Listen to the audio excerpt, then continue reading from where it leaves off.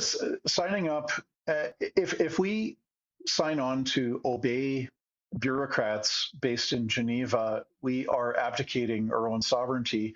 It's kind of ironic that the same people who, when US President Trump talks about Canada becoming the 51st state, people get all upset and they start thumping their chest, and it's all about, Canadian sovereignty, Canadian sovereignty. Canada will live forever. We'll never be the 51st state, blah, blah, blah. So they're really big on Canadian sovereignty. But then some of these same people will sign on to a document that partially removes Canadian sovereignty to determine our own healthcare policies by saying that foreigners, unelected, unaccountable foreign bureaucrats get to dictate the laws under which we live, which is the very definition of the violation of sovereignty, is when foreigners determine what your laws are. In a democracy, it is we, the people, as Canadians, we decide through our elected representatives what laws we will live under. That's what democracy is. And so this is totally anti-democratic to sign on to these regulations. The data is still coming in, but it's been horrific.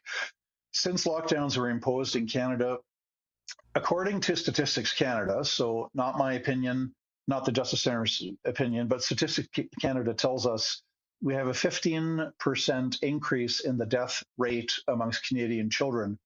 We have a 22% increase in the death rate among young Canadian adults under the age of 45. We have a 55% increase in the drug overdose deaths since lockdowns were imposed. And these are rates that are still persisting today.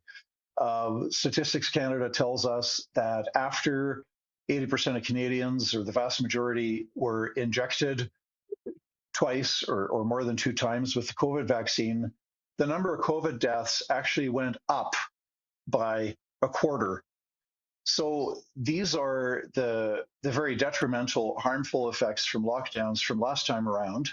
And it would be a shame if we repeated that foolishness and once again started harming people based on a futile, impossible quest to stop a virus from spreading, which it was doomed to failure from the get-go. I mean, there's a lot of surveys out there. They don't trust media. They don't trust health now, and they don't trust government. Yet as soon as they trot out another one of these things, everybody's just like, yep, protect us from ourselves.